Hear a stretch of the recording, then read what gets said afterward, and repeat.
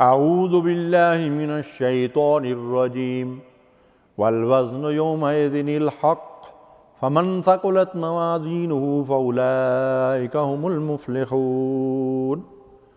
اور اس روز یعنی قیامت کے دن پورے حق اور عدل اور انصاف کے ساتھ تمہارے اعمال کا وزن کیا جائے گا، وہ تولے جائیں گے، ان کی گنتی نہیں کی جائے گی، اور اس وزن میں جن کی نیکیوں کا پلڑا بھاری ہوگا یہ فلاح پا جائیں گے۔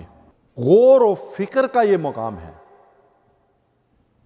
اور ہم نے یہ دیکھنا ہے کہ اعمال کو کیسے وزنی بنایا جا سکتا ہے، نیکیوں کا پلڑا کیسے بھاری ہوگا۔ ظاہر ہے جب اعمال گنے نہیں جائیں گے بلکہ ان کا وزن کیا جائے گا، تو ایک بات تو سمجھ لیجئے کہ اعمال کا وزن کیسے کیا جائے گا، یہ بات متشابہات میں سے ہیں۔ اللہ ہی بہتر جانتے ہیں کہ اعمال کا وزن کیسے کیا جائے گا، لیکن اللہ تعالیٰ قیامت کے دن ایک ایسی میزان عدل قائم کریں گے کہ اس میں اعمال کا وزن کیا جائے گا۔ یہ ہمارا ایمان ہے، اس لیے کہ قرآن و سنت سے ہمیں یہی رہنمائی ملتی ہے۔ اور اس کے بعد ارشاد فرمایا وَمَنْ خَفَّتْ مَوَازِينُهُ فَأُولَئِكَ الَّذِينَ خَسِرُوا أَنفُسَهُمْ، جن کی نیکیوں کے پلڑے ہلکے ہو جائیں گے اور برائیوں کے پلڑے بھاری ہوں گے، یعنی برائیوں وزنی ہیں، زیادہ وزنی ہیں نیکیوں کے مقابلے میں، تو یہ لوگ ہیں جنہوں نے اپنا نقصان خود کیا ہے۔ بِمَا كَانُوا بِآيَاتِنَا يَظْلِمُونَ، کیسے نقصان کیا ہے؟ ہماری آیات کے اوپر ظلم کر کے، اللہ کے احکامات کو ضائع کر کے، اللہ کی ہدایات اور نصیحت سے منہ موڑ کر اور انحراف کر کے انہوں نے اپنے اوپر ظلم کیا ہے۔ دوسری جگہ فرمایا فی جہنم خالدون، یہ ہمیشہ کے لیے جہنم میں داخل کیے جائیں گے۔ تو ناظرین کرام ذرا اس بات پہ غور کیجئے کہ ہم اپنے اعمال کو کیسے وزنی بنا سکتے ہیں۔ تو سب سے پہلی ہدایت جو رہنمائی قرآن مجید سے اور سنت رسول سے ہمیں ملتی ہے وہ یہ ہے کہ اعمال ان کے وزنی ہوں گے جو اللہ پر ایمان رکھنے والے ہیں، جو آخرت پر ایمان رکھنے والے ہیں، جو رسولوں کو ماننے والے ہیں۔ اور آج کے دور میں امام الانبیاء محمد رسول اللہ خاتم النبیین صلی اللہ علیہ وسلم کو آخری رسول مانتے ہیں، قرآن کو اللہ کی کتاب مانتے ہیں۔ یعنی ایمان وہ سب سے پہلی حقیقت ہے جو اعمال کو وزنی بنائے گی۔ اگر کسی آدمی کا ایمان نہیں ہے تو اس کے اعمال بے وزن ثابت ہوں گے، ہباء منثورا، اڑتی ہوئی خاک، کوئی ان کے اعمال کی حیثیت نہیں ہوگی۔ اگر ایمان کے بغیر لوگ نیک عمل کرتے بھی ہیں، خیر کے کام کرتے ہیں، تو اسی دنیا میں اللہ کسی نہ کسی انداز میں اس کا نعم البدل ان کو دے دیتا ہے، آخرت میں ان کے لیے کوئی اجر نہیں ہے۔ کیونکہ ایمان کے بغیر آدمی تو آخرت کے لیے کوئی عمل کرتا ہی نہیں ہے، تو اجر کا کیا سوال پیدا ہوتا ہے۔ ایک مومن ہے جو آخرت پر ایمان رکھتا ہے اور اس لیے نیک عمل کرتا ہے کہ اس کا اس بات پہ ایمان ہے کہ قیامت کے دن اللہ تبارک و تعالی نیکوکاروں کو نیک اعمال کا بدلہ دے گا اور بدکاروں کو ان کی برائیوں کی سزا دے گا۔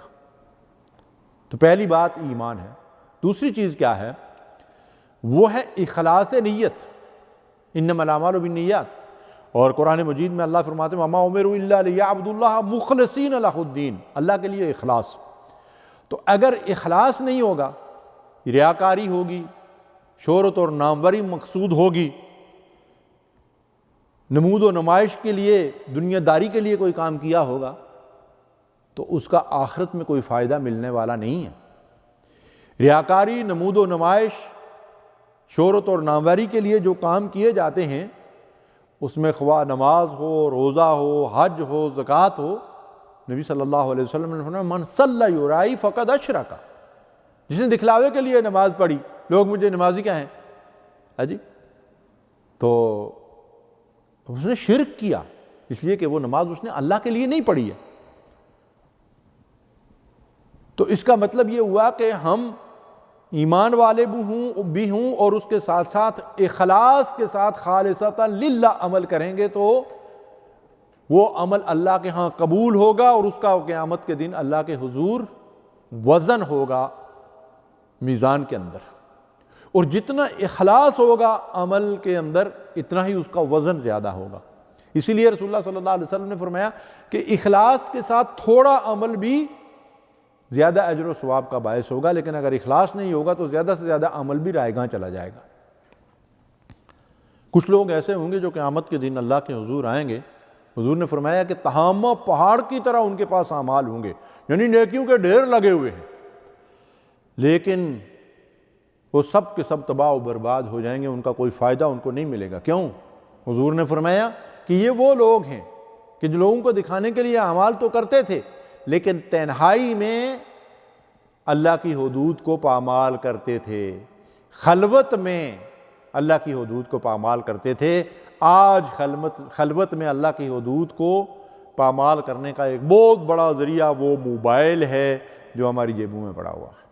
جب ہم تنہائی میں ہوتے ہیں، خلوت میں ہوتے ہیں، تو نمازیں پڑھنے والوں، روزے رکھنے والوں، حج عمرے کرنے والوں، ذرا غور کرو کہ اس تنہائی میں کہیں ہم فحشی اور یعنی بے حیائی اور ننگی تصویروں کو تو نہیں دیکھتے، گانے تو نہیں سنتے، کوئی ایسی چیز آنکھوں سے تو نہیں دیکھتے جس کا دیکھنا اللہ کو پسند نہیں ہے، کانوں سے کوئی ایسی آوازیں تو نہیں سنتے جس کو سننے کی اللہ نے اجازت نہیں دی ہے، زبان سے کسی کے ساتھ کوئی ایسی گفتگو تو نہیں کرتے جو اللہ کو ناپسند ہے۔ اگر ایسا معاملہ ہے تو ہمارے سارے اعمال تباہ و برباد ہو جائیں گے۔ تو ایسا نہ ہو کہ قیامت کے دن ہمارے اعمال ہباء منصورہ ثابت ہوں، وہ سارے کے سارے ضائع کر دیے جائیں، وہ خاک کی طرح اڑ جائیں، ان کی کوئی حیثیت نہ ہو۔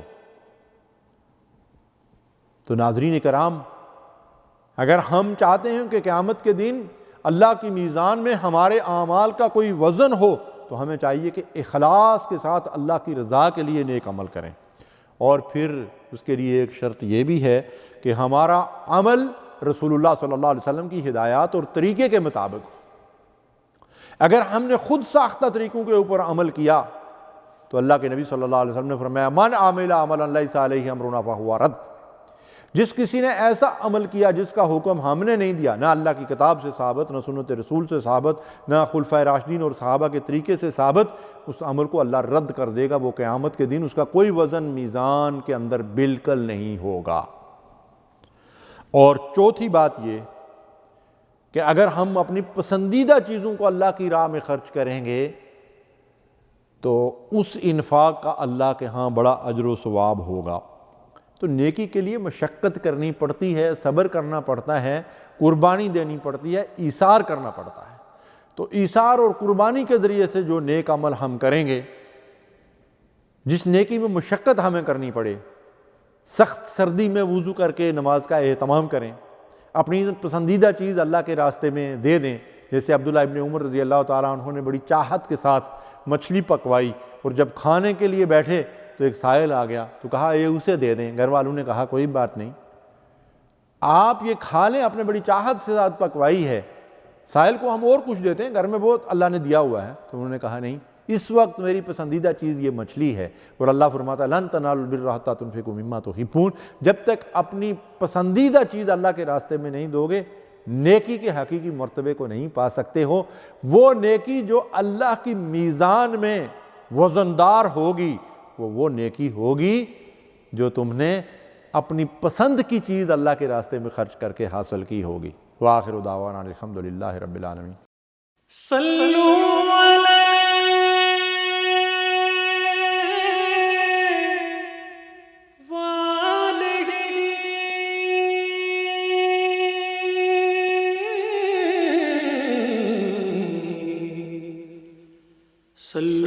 علیہ